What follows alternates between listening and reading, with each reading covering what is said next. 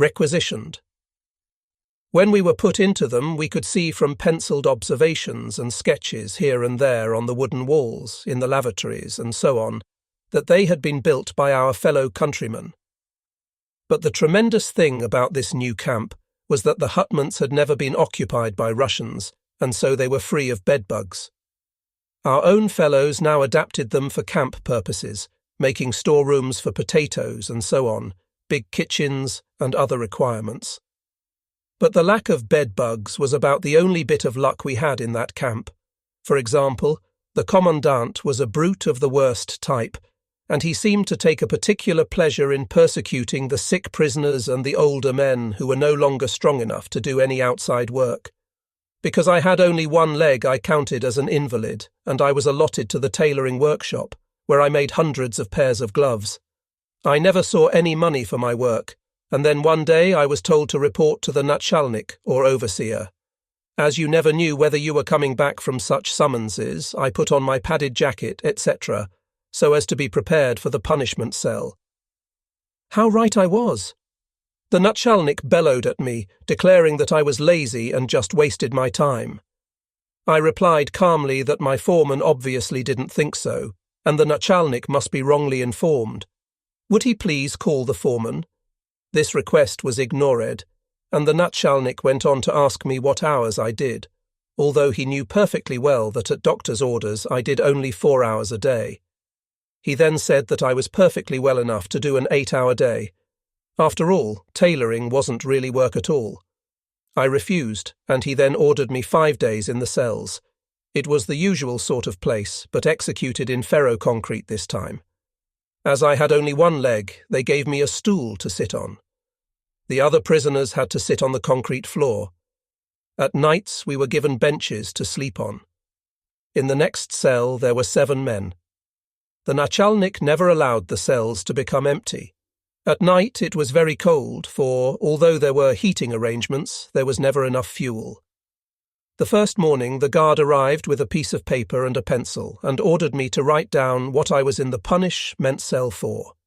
I refused, saying that if the nachalnik didn't already know, I certainly didn't. On the 3rd day he arrived with the punishment cell register, and in it the nachalnik had written that I was punished for laziness and bad work. I told him to take it away and tell the nachalnik it was a lie. The food in this camp was like the food in all the others, just enough to keep you alive, though sometimes we doubted it.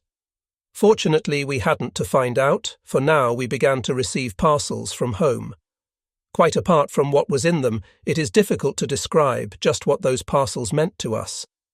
They were comforting proof that we had not been forgotten. They strengthened us morally and physically, and gave us renewed hope. In all prison camps in all countries there is, and must be, some sort of control on the part of the author. It is over the contents of such gift parcels. But what the Russians did, sometimes before our eyes, to our parcels, which had been made up with love and care by our fellow countrymen and women at home, used often to fill us with impotent rage. At first we thought it was just the clumsy pawings of people who had never seen such things before, the way in which the gifts were packed, the tin foil, the bright paper, the fastenings, and so on, often made a greater impression on them than the gifts themselves. But before long it became clear that there was system in the way in which our parcels were wrenched open, things torn and often destroyed, or perhaps senselessly jumbled up. Of course, the very fact that starving Germany, every country in Europe outside the communist orbit, is ipso facto half-starving, could send such wonderful parcels was a mystery. But it was soon explained. The parcels were really being sent by the Americans, who hoped to be able to use us as war criminals again one day. Most of the guards could readily be fobbed off with such rubbish, but there were those who had had too much to do with us not to know the truth. And, be it said, there were Russians who did not allow themselves to be incited against us. It would sometimes happen that a Russian would secretly hand us things, a flower, a decorated twig, a beautiful bow, which had been in our parcels but had been deliberately thrown away by those responsible for searching them. A Soviet Russian has to know everything, even things he doesn't know, and he must never confess to surprise at anything he sees, for Soviet Russia has everything and can do everything, and better. One day a coconut arrived in a parcel. 3 Soviet officers were present, and it was obvious from their behaviour that not one of them had ever seen a coconut before. They handed it round, put it to their ears, rattled it, listened to the milk being shaken up inside, and so on. Finally, they called a man with a brace and bit from the carpentry workshop, and he bored a hole in it. The milk was then poured out into a cup, at which the faces of the 3 officers lit up. The mystery was solved. It was obviously a new way of preserving liquid, using wood instead of sheet metal. "We have a factory in Leningrad manufacturing such things," declared one of them blandly. It was a bit too much, and all the Germans present burst into uncontrollable laughter. It was only when a German doctor who spoke Russian produced a Russian encyclopedia and showed them the entry relating to the coconut, complete with illustration, that the affair was finally laid to rest.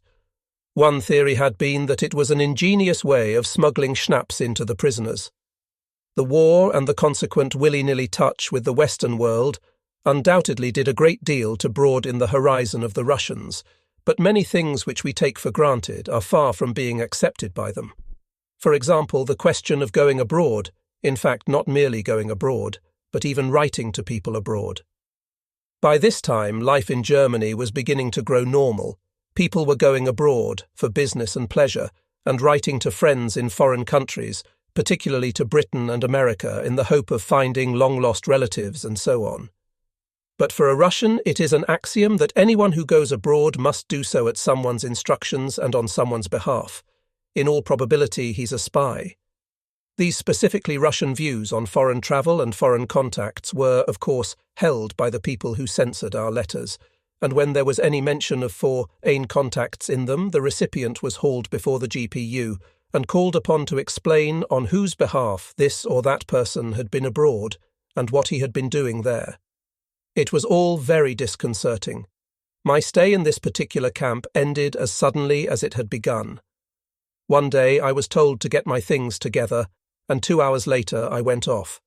My new camp was only about 12 miles away, and it was known generally as the Austrian camp because most of its inmates, 400 of them, were Austrians, though there were 200 Germans as well, and 30 of our wretched Spaniards had ended there. I found a lot of friends and acquaintances in this camp, and there were joyful meetings. Here too I worked inside the camp, for I was still regarded as an invalid, and it was here that for the first time I received money for my work, 40 rubles a month. Thanks to the regular arrival of parcels from home, it was now possible for us to celebrate special occasions, such as birthdays. Then there would be tea or coffee, sandwiches, chocolate, and so on to mark the day. And stories were told. During the long hours in camp, the art of telling a good story blossomed again. I, for example, had a good deal to tell. There were my experiences as a flyer, including a visit to Africa, my experiences during the war, and my experiences during the last days in the Reichskanzlei. But the Russians always had spies and talebearers even amongst us, and before long I was hauled before the camp commandant, who strictly forbade me to say anything more about the last days in the Reichskanzlei, because this was allegedly pro-fascist propaganda, though in fact I always did my best to be strictly objective. Perhaps it was these stories which were responsible for sending me from camp to camp, but on the other hand, the Russians don't like sustained personal relations anyway, and they are always anxious to end them, so these sendings here and there broke up groups and, so to speak, reshuffled the pack. In 1953, we thought we spotted a ray of hope. Negotiations were taking place in Moscow between the East German Communist Grotewol and the Soviet government, and according to the East German newspapers we were allowed to see, all German prisoners of war, except serious war criminals, were now to be released. Naturally, this gave rise to excited discussions amongst us, and some of our experts even thought they knew who would be released and who not. But none of their fine theories worked out. Some prisoners were returned, and amongst them were men who would have said they hadn't a chance, whilst left behind were men who would have said equally confidently that it was their turn next. You could, of course, subsequently work out some theory to fit the known facts, but you could never formulate a theory beforehand which would afterwards stand up to the facts. The ways of the Soviet government were mysterious, and, as far as we were concerned, unintelligible. In the autumn and winter of 1953, thousands of prisoners did go home. For us who were left behind, there was at least the consolation that they would take back news, and that the efforts to get us all home would now continue with renewed hope and energy. By December, the last man of the batch had gone. There were fewer of us now, but we were still hoping that one day. On 15th of February 1954, all the generals who were being held anywhere in the neighbourhood were brought together in our camp. A few days later, all 30 of us were taken to Volkovo, where there had always been a generals camp. Some generals had been there all the time, whilst others, usually those the Russians particularly disliked, were hauled around from camp to camp. With our arrival there were 186 generals of various grades in Volkovo.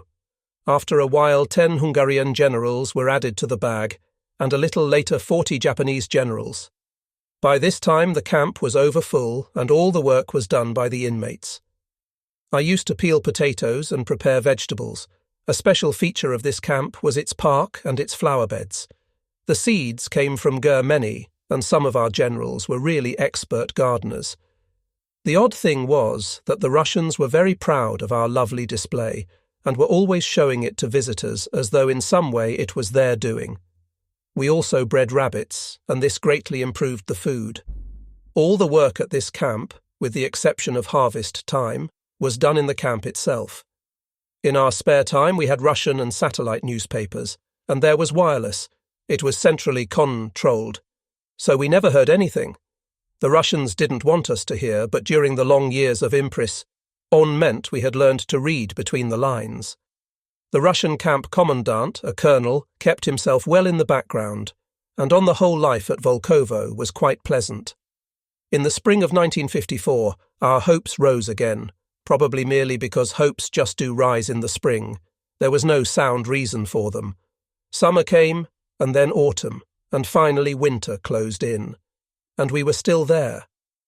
The new year in 1955 opened like all the others before it, and there was absolutely no reason to suppose that it would be any different. We hoped. Our hopes were cast down. We hoped again, and again our hopes were cast down.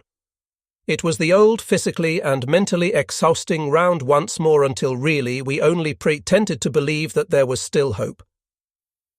After the death of Stalin we had, of course, seen certain changes, but we had learned that apparent changes were merely temporary deviations from the general line of Russian policy for tactical reasons. Sooner or later, everything would be as before. With anxiety, we now saw Russians smiling at the West and trying to create the impression that the leopard had changed its spots. We saw some things which were said to have been black and were now said to be white. We saw Malenkov's star rise, and we were told by Russians that he was particularly popular because he had helped to open the doors of many forced labour camps. To Russians, of course. But after a while, Malenkov was pushed into the background, and other names came to the fore. But then the much-abused Adenauer came to Moscow, and our camp was wild with rumours. Our hopes rocketed from zero to fever point, and then fell back again.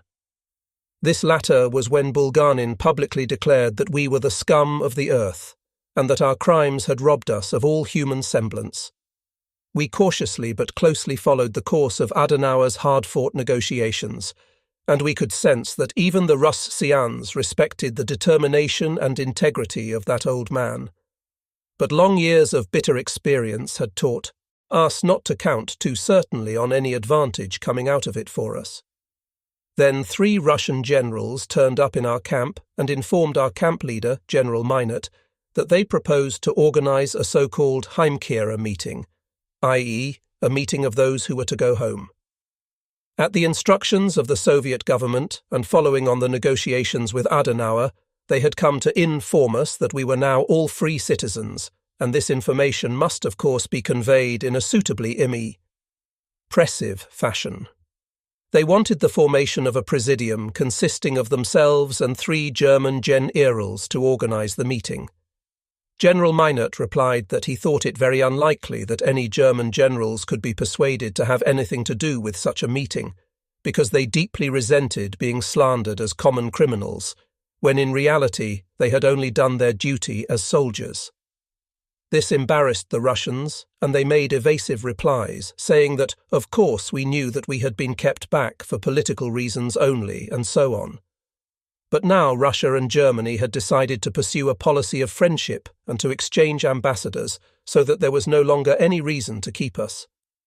The Russian generals even appealed personally to General Meinert to help them, or at least not make their job difficult. They had been instructed to organize the farewell meeting in such a way that the Germans should go home as friends and no longer as foes.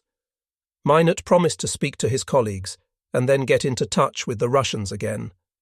Such a lot depended on it for us that in the end we agreed to hold the candle to the devil, and the Heimkehrer meeting took place. Chairs and benches were set up in the garden before a table covered with a red cloth. Film newsmen and press photographers were mobilised, and everything was ready for the last act of the long drawn-out drama.